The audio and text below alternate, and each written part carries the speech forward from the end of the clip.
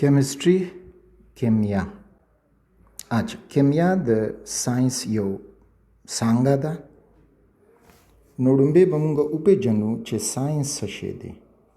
Knowledge obtained by observations and experiments. observation ویلی شي مشاهده ته، یعنی موږ چې کومه مشاهده وکړو او experiment تجربه، نو هغه علم چې په مشاهده او په تجربه باندې رامخې ته شي، حاصل شي، هغې ته ویلی شي ساينس. کم شي باندې چې تجربه نه کیږي، مشاهده پې کیږي، خو ساينس یې بیا نه مني، یعنی دواړه به پکې دل پکاري، مشاهده به هم پې وشي او سره تجربه هم پې وشي. مشاهده مونږ په کتلو سره، بوی کولو سره، اوریدلو سره، مسح کولو سره کولی شو، و هغې مشاهدې د وجې نه مونږ سره چې کوم علم حاصل شي، هغې علم باندې بیا مونږ تجربه وکړو. که زمونږ علم او تجربې کې سمون راتلو، نو دا کم کار چې مونږ وکړو دا وشو ساينس.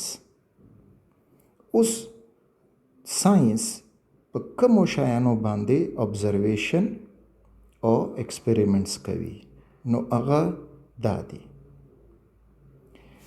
یو د میټر چې ورته ویلی شي ماده، او بل د انرژي. انرژي توانایي. ماده څه شی دی؟ هر هغه شی چې ماس لري، کمیت لري، کتله لري او ورسره حجم والیوم لري، هغې ته به ویلی شو ماده. فار اگزامپل مونږ کوالو چې سټون، کاڼې، تیږه، نو وزن هم لري او ځای هم نیسي. همدغه شانتې که واخلو اوبه، واټر، نو وزن هم لري او والیوم حجم هم لري. همدغه شانتې هوا ماس هم لري او ورسره والیوم هم لري. نو دغه شانتې شیان چې زموږ مخې ته راځي، دوی ته به مونږ وایو میټر، ماده. انرژي ability to do work، یعنی د کار کولو صلاحیت ته انرژي ویلی شي. که هغه هر قسمه کاري، که مونږ یو مزدور کار کوي د انرژي په مدد یې کوي، که پکې تاویږي د انرژي په مدد تاویږي، که ګاډی روان دی د انرژي په مدد روان دی. یعنی هر قسم کار چې کیږي هغه د انرژي په مدد کیږي. نو ساينس د دې انرژي او د میټر په خپلو کې چې کم ریلیشن دی، هغه باندې observations او experiments کوي او هغې د وجې نه ساينس حاصلیږي. اوس په میټر او انرژي په درې غټ ډولو کې استعمالیږي. په څه طریقه باندې؟ نو هغه برانچز اف ساينس یا د ساينس شاخونه.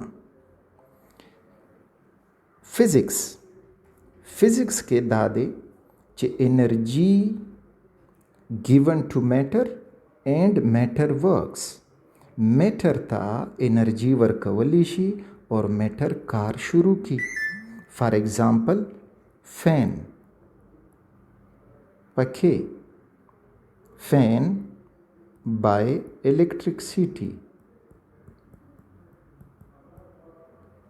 د برق انرژي په مدد پکې تاویږي. نو فزیکس کې اصول داسې دي چې هغوی دا پکې په هغه اصولو جوړ کړی دی چې مونږه برقي انرژي ورکو، نو پکې به تاویدل شروع کی. همدغه شانتې نور ډیر شیان چې کم تاسو ته مخې ته راځي، دا هغه شیان دي چې میټر او انرژي ورکولی شي او میټر کار شروع کی. نو دې شیانو سټډي کول، مطالعه کول چې دا څنګه کار کوي، په کم اصولو باندې، کم قوانینو باندې کار کوي، نو هغې ته ویلی شي فزیکس. بل طرف بیالوجي حیاتیات. بیالوجي کې څه دی؟ میټر produces its energy and works on it. چې کم میټر ماده ده هغه خپل انرژي په خپل تیاروي او هغه باندې کار کوي. د ټولو نه آسان مثال مونږ انسان اخیستی شو. هومن انسان په بدن کې خوراک نه میټر انرژي په خپل جوړي او بیا همغه میټر باندې انسان کار کوي. کاغه خبرې کول دي، کاغه اوریدل دي، کتل دي، ګرځیدل دي، منډې وهل دي، دا ټوله انرژي زموږ بدن په خپل جوړي چې کوم خوراک مونږ کوو. همدغه شانتي بوټي دي، پلانټس، ژوندي شیان او نور ژوندي شیان چې هغه بیالوجي کې به تاسو خو په ډیټیل ویلی وي، نو دې تا ویلی شي بیالوجي چې زموږ بدن یا د پلانټ بوټو بدن د انرژي په څه ډول تیاروي، څنګه یې تیاروي او هغې نه بیا څنګه خپل کار وباسي، نو هغې ته ویلی شي بیالوجي. راځو کیمسټري ته. کیمسټري غټ ډیفینیشن یا تعریف یې دا کولی شي چې سټډي آف میټر، د مادې مطالعه کول. نو د مادې مطالعه مونږ به څنګه کوو؟ د هغې دا ډایګرام تاسو کتلی شئ. یعنی مونږ څه کوو چې میټر زمونږ مخې ته دی، د هغه کمپوزیشن وګورو. کمپوزیشن ترکیب چې دا د څه نه جوړ دی، کم کم ایلیمنټس عناصر دي پکې او په څه ترتیب باندې را سره ملاو شوي دي او هغوی دا میټر جوړ کړی دی. نو دا در سره کمپوزیشن آف میټر پکې سټډي کوو. دویم سټرکچر آف میټر پکې سټډي کوو. سټرکچر ساخت، یعنی دا کم اټمونه یا عناصر چې خپلو کې ملاو دي هغه په څه ډول یو بل سره ملاو شوي دي، بانډونه جوړ کړي دي، نو هغه ډول سټرکچر چې ګورو نو هغې ته به کیمسټري ته ځو. نو سټرکچر آف میټر از سټډیډ ان کیمسټري. دریم فزیکل پراپرټیز.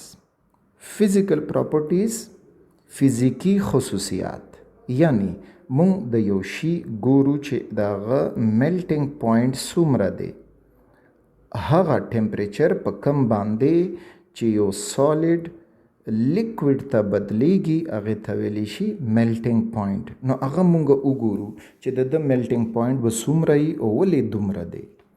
همدغه شان مونږ کتی شو بویلینګ پوینټ. بویلینګ پوینټ هغه ټمپریچر ته وایي چې په کم باندې لیکویډ سالډ ته بدلیږي، یعنی مایعات په ګیس ته بدلیږي، نو هغه ته ویلی شي بویلینګ پوینټ. نو بویلینګ پوینټ د چا څومره دی او ولې دومره دی، د میټر سټډي ته به مونږه کیمسټري وایو. دې نه علاوه مونږ کتی شو چې د هغه ټیسټ، ذایقه څنګه ده، خوند یې څنګه دی، کلر رنګ څنګه دی او ولې دی. ورسره یې مونږ کتی شو آرډر، بین شته او که نشته، سمیل وغیره وغیره. نو دا ټول مونږ سره فزیکل پراپرټیز راځي. بل طرف ته کیمیکل پراپرټیز. کیمیکل پراپرټیز هم مو په مختلف ډولو سټډي کوو. یعنی که مونږ هغه شی ګرم کو، فار ایگزامپل اوبه لیکو هیټ افیکټ، یعنی هغه شی که ګرم شي په ده کې څه تبدیلي راځي، نو دا هیټ افیکټ شو چې ورته تھرمل سټیبیلیټي هم ویلی شي. نورو لیکچرو کې به دا ټول ښه په ډیټیل سره بیا راځي. اوس صرف د کیمیا تعارف دپاره خپل ذهن جوړو. اچھا دغه شانتې ریاکشن ود اسید، د هغه شي د میټر، یعنی د هغه میټر د اسید سره څه ریاکشن کیدی شي. ریاکشن ود بیس، د اساس سره یې څه ریاکشن کیدی شي. ریاکشن ود واټر، د اوبو سره یې څه ریاکشن کیدی شي، وغیره وغیره. یعنی هر قسمه ریاکشن. ریاکشن ود اکسیجن ان ایر، هغې سره یې څه ریاکشن کیدی شي. نو هر قسم چې کیمیکل ریاکشن نه هغه مونږه په دې ډول سټډي کو. نو دې ته به مونږ وایو کیمسټري، چې د مادې کمپوزیشن، د مادې سټرکچر د مادې فزیکل پراپرټیز او د مادې کیمیکل پراپرټیز پکې مطالعه کیږي. هغې څانګه د ساينس کیمسټري بللی شي.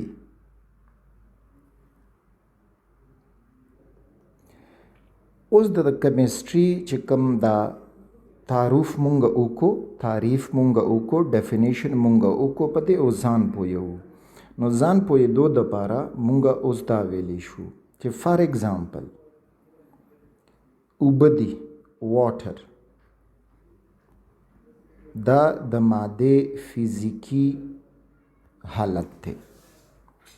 اوس ګورو چې واټر د څه نه جوړ دی. نو مونږ به ایکسپریمنټ سټډي کو شروع به کو چې د واټر کمپوزیشن ترکیب را وباسو وې پیژنو. نو هغه ایکسپریمنټ مونږ ته وښیي چې اوبه جوړې شوې د هایدروجن نه دي چې 2 اټمونه یې دي او یو ورسره اکسیجن ملاو شوی دی. نو دا د اوبو ترکیب شو کمپوزیشن شو چې اوبه د 2 هایدروجنو او یو اکسیجن ملاوېدو د وجې نه جوړیږي. همدغه شان مونږه اوس د اوبو سټرکچر کتل غواړو.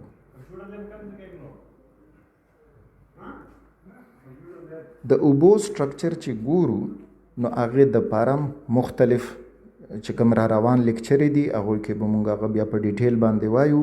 نو د اوبو سټرکچر چې مونږ ګورو هغې کې اکسیجن دی او ورسره دغه شانتې 2 هایدروجن بانډ شوي دي او دلته پکې یو خاص زاویه انګل جوړیږي. نو دا د اوبو سټرکچر مونږ سټډي کو. بل طرف ته بیا مونږه physical properties of water. Physical properties.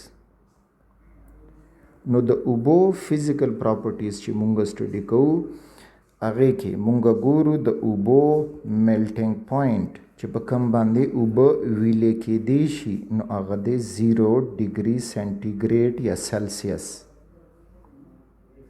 همدغه شانتې د اوبو بویلینګ پوینټ هغه دی 100 ډګري سلسیس. د اوبو رنګ نو اوبه کلرلیس دي او مونږ ته دا په کیمسټري کې مزید ویلی شو چې دا کلرلیس ولې دي.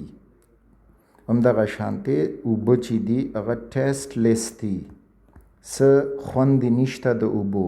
اوس به تاسو ووایئ چې د اوبو خوند خو یس د اوبو خوند دي خو کمې اوبه چې مونږ څکو هغه که د کوی نه راوباسو که چینې نه دي که په دریاب کې دي هغې اوبو کې ډیر نور نمکیات حل شوي وي او هغې د وجې نه یې دا خوند راځي. اکسیجن پکې نو هغې د وجې نه یې دا خوند راځي. بل طرف ته اوبه بېبو دي آرډرلیس دي څه سمیل یې نشته. نو دغه شانتې کمې دا پراپرټیز چې را جمع کو دا کیمسټري کې مونږ د اوبو فزیکل پراپرټیز وکتې. څلورم پکې دا و چې د اوبو کیمیکل پراپرټیز راټول کو. نو کیمیکل پراپرټیز چې راټولوو هغې کې به مونږ ګورو چې اوبه مونږ ګرمې کو نو څه به پې وشي. نو مینس چې اوبه دي دا مونږ ګرم کړي. څومره درجه حرارت پورې چې ګرم کو چې دا ماتې شي په هایدروجن کې او په اکسیجن کې. نو دا په اوبو کې مونږ کیمیکل چینج وکړو هغه به پړاو. بیا اوبو کې که مونږ تیزاب واچو نو اوبه به په خپله د تیزاب سره څه کوي یا اوبو کې مونږ اساس واچو بیس نو هغه به د هغې سره څه کوي. همدغه شانتې که چېرته یو میټل دی اوبه ورسره میلاو شي نو څه به کېږي. لکه اوس دا ګورئ اوسپنه اوبو سره چې ریاکشن کوي د اکسیجن په موجودګي کې نو زنګ نیسي Fe2O3 دا د زنګو فارموله ده رسټ. نو دغه شانتې د اوبو مختلف کیمیکل پراپرټیز مونږ سټډي کو. نو د ټول شیان چې مونږ راټول کړل مونږ څه وکړل؟ وی هیو سټډیډ د کیمستري اف واټر، د اوبو کیمستري مونږه سټډي کړه. همدغه شانتې تاسو راخستی شئ کاغذ، پلاستیک، لرګي او د هغوی کمپوزیشن، د هغوی سټرکچر، د هغوی فزیکل پراپرټیز، د هغوی کیمیکل پراپرټیز. نو دا و د کیمستري انټروډکشن. مونږ به اوس مخکې په ډیټیل په دې لیکچرو کې وایو چې کمپوزیشن دی دا څنګه راووتو، په څه طریقه باندې معلومیږي، بیا دا سټرکچر دی دې دپاره څه قوانین او اصول موجود دي، همدغه شانتې فزیکل خصوصیات، کیمیکل خصوصیات. نو دا ټول مونږ په دې شیانو کې راټولولی شو چې کوم مخکې لیکچر را روان دي.